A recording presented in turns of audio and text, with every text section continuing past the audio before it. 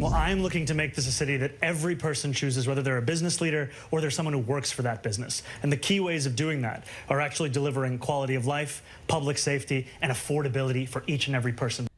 You just heard Zohran Mandani there making his pitch for New York City Mayor. Republican Representative of New York, Claudia Tenney, joining us to discuss. We appreciate you joining us tonight on the National News Desk. First of all, the Mamdani campaign indicates they want to do what is best to help the people of New York City. You just heard. Obviously, you see it a bit differently, though. Well, everybody wants to do what's best for New York City. It's how you get there. And communism is a failed solution. It's not the case. I've lived in a communist country. And he sounds like a snake oil salesman. He couldn't answer a single question from what I heard watching parts of the interview with Martha McCallum on Fox News. He tells people what he thinks they want to hear. He talks about, meeting with the police and how we've laid people off and there's not retention, and yet he's going to keep the levels the same. The reason there's no retention is because his biggest supporter, Alexandria Ocasio-Cortez, started the defund and demoralize the police movement that has led to all the problems we're seeing in New York City, and continues this and continues to support her. And then he supports lawlessness and actually had corrupt Letitia James show up at his recent headliner event. I mean, how could you do this? I mean, Letitia James is the worst attorney general that I could possibly imagine. I'm a lawyer. My father was a judge in New York State for 35 years. He served honorably. I have never seen someone abuse power and engage in malicious prosecution like she has. And it's not just Trump. Forget about Trump. It's all kinds of other people all across New York State, whether it's terrorizing the police, going after my friend who was a county executive in Rensselaer County on phony charges, Steve McLaughlin, who got completely vindicated by a jury in about 5 minutes, making up fake charges, running her campaign saying, I'm going to take Trump out. I'm going to go after him, making up charges and then getting thumped by the Supreme Court and courts that said this is not an appropriate case. You mentioned several people. Obviously, we want to get to AOC in just a moment because I know that you are part of, obviously, the same delegation here in New York. The president just yesterday, though, threatened to withhold federal funding if this race goes to Mamdani. So first, I just want to play part of those statements. And I'm very generous, and I was always very generous with New York, even when you had opposition there, but I was always very generous. But I wouldn't be generous to a communist, a guy that's going to take the money and throw it out the window, because you're talking about hundreds of billions of dollars. And we're not going to let somebody get into office and squander the taxpayer money from this country. We're not going to let it happen. So you heard the comments, Representative, earlier today, Mamdani, during that interview, speaking, a lot about taxpayers and how this is going to affect the American taxpayer. Do you think the voters, though, of New York are clearly aware of the president's intentions and what could be the impact to voters of your state if Trump does withhold that money?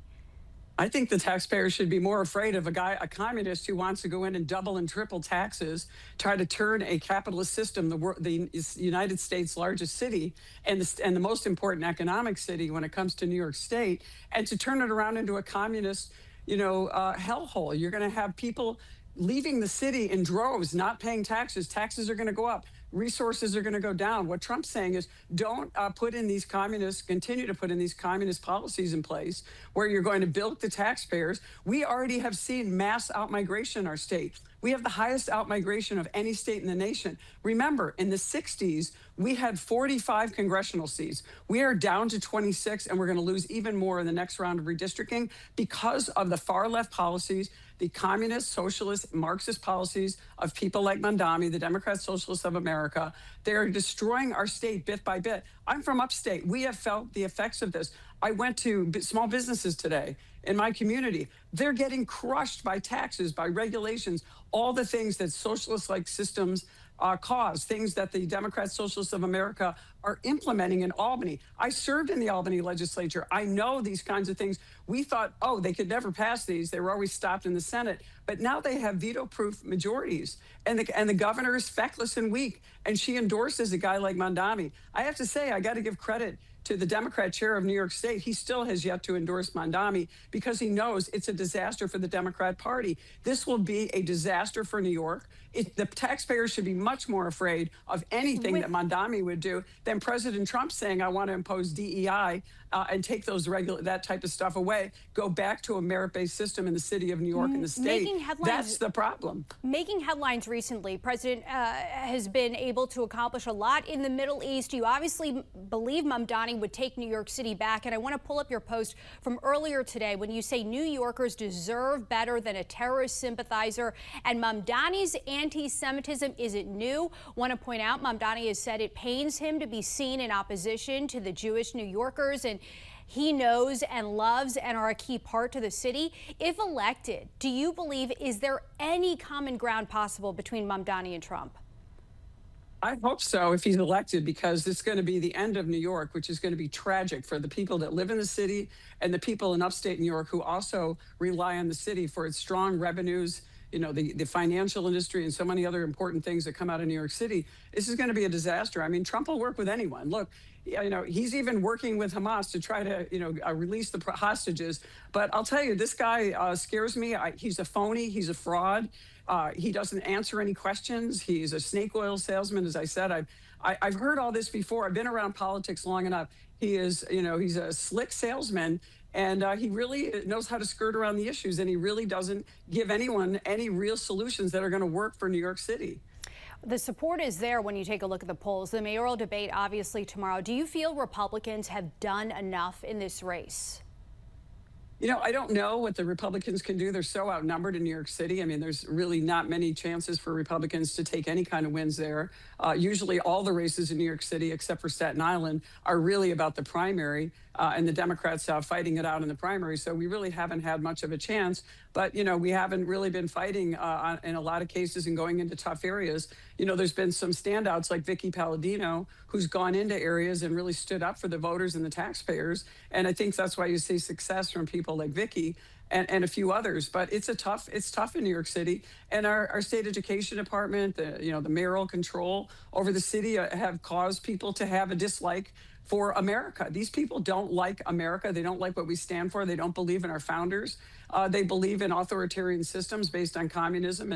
And the anti-Semitism is the part that is also really concerning, you know, coming out of Mamdani. I mean, he just, you know, the foreign money, he's had, what, over $13,000 in foreign money that hasn't been accounted for coming into the race. Now, that's not unusual. You see these types of, you know, gaming the system issues happening in New York City a lot.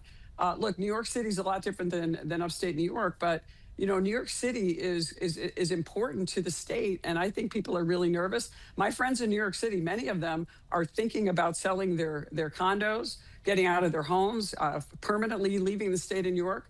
And not all of them are really wealthy. Many of them are, but not all of them are. They don't want to see the demise of New York and everything they've built in their lives come to a halt with a guy like this in charge if he's able to actually get what he wants done through the city council. Representative, before I let you go, I'm curious if you think New York is representative of something greater nationwide. You and AOC, I mentioned, are part of the same New York delegation, but what can you say about the so-called squad of which she is part and the spread of progressive politics nationwide as we are looking at more and more races? This movement is clearly picking up steam. Well, she isn't a progressive. She's a democratic socialist, which means they derived their ideology from Marxism. That's what she is. And they have steam in some areas. But President Trump won pretty decisively last year, winning all 7 swing states and doing much better than he even did in his first term in terms of the electoral vote. But they're picking up in certain enclaves, certain cities. But you're seeing what's happening in those cities. They're struggling. They're losing population. People are moving, to red states because they want to see their taxes lower. They want to see, borders secure. They want to see safe streets. They want to see their children be able to, go to school without fear of crime. And these are the things that people are looking for. They also just want common sense. And you're not going to get common sense out of AOC. She's very similar to Mamdani in a way, though. She's very charming, which, he seems to have charisma as well.